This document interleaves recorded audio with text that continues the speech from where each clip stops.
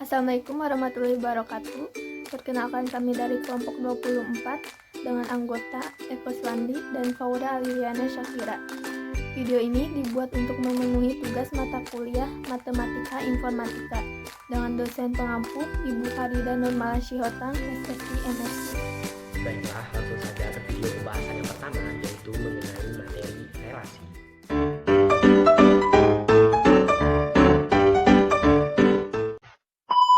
Pengertian relasi. Relasi merupakan aturan yang menghubungkan antara anggota-anggota dari kedua himpunan A dan himpunan B. Akan tetapi, relasi dari kedua himpunan A dan himpunan B tidak selalu berupa fungsi. Relasi tidak memaksakan bahwa setiap anggota domain harus dipasangkan. Relasi juga tidak memaksakan bahwa banyak pasangan dari setiap unsurnya harus tunggal. Baik, selanjutnya yaitu representasi relasi. Yang pertama yaitu representasi relasi dengan tabel. Relasi biner dapat direpresentasikan sebagai tabel di mana tabel pada kolom pertama itu menyatakan daerah asalnya, sedangkan tabel pada kolom kedua itu menyatakan daerah hasilnya. Nah, yang kedua yaitu representasi relasi dengan matriks. Misalkan R merupakan relasi dari A sama dengan dalam kurung A1, A2 sampai ke AM dan B sama dengan dalam kurung B1, B2 sampai ke Bn, maka relasi R dapat disajikan dengan matriks M sama dengan dalam kurung M, I, J. Nah, yang terakhir yaitu representasi relasi dengan graf berarah. Relasi dapat direpresentasikan secara grafis dengan menggunakan graf berarah. Setiap elemen himpunan dapat dinyatakan dengan sebuah titik yang bisa disebut sebagai simbol atau vertex. Setiap pasangan terurut dapat dinyatakan dengan busur yang arahnya dinyatakan dengan sebuah panah. Nah, selanjutnya yaitu sifat-sifat relasi. Yang pertama, refleksi, di mana relasi R pada himpunan A disebut refleksi jika A, anggota himpunan R untuk setiap A anggota himpunan A. Dengan kata lain, dapat dinyatakan bahwa di dalam relasi refleksi, setiap elemen di dalam A berhubungan dengan dirinya sendiri. Nah, yang kedua yaitu stangkuk. Relasi R pada himpunan A disebut stangkuk jika A, B anggota himpunan R, maka B, A anggota himpunan R untuk semua A, B anggota himpunan A. Kemudian yang ketiga yaitu tolak stangkuk. Relasi R pada himpunan A disebut tolak stangkuk jika A, B anggota himpunan R dan B, A anggota himpunan R, maka A sama dengan B untuk semua A, B anggota himpunan A. Nah, yang terakhir itu mengantarkan. Relasi R pada himpunan A disebut mengantarkan jika A, B anggota himpunan R dan B, C anggota himpunan R, maka A, C anggota himpunan R untuk semua A, B, C anggota himpunan A.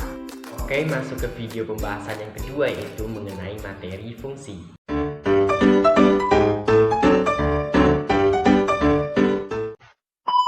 Fungsi atau pemetaan merupakan relasi himpunan A ke himpunan B.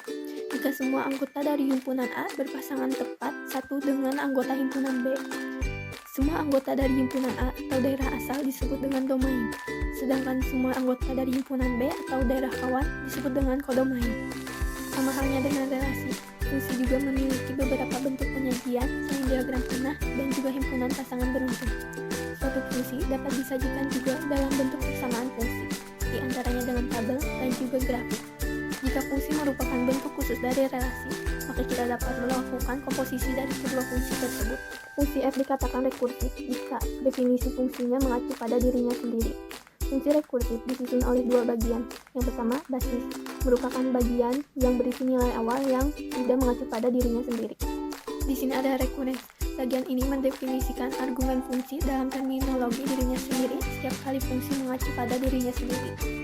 Argumen dari fungsi harus lebih dekat dari nilai awal atau basis. Oke, masuk ke bagian yang terakhir yaitu pembahasan contoh soal.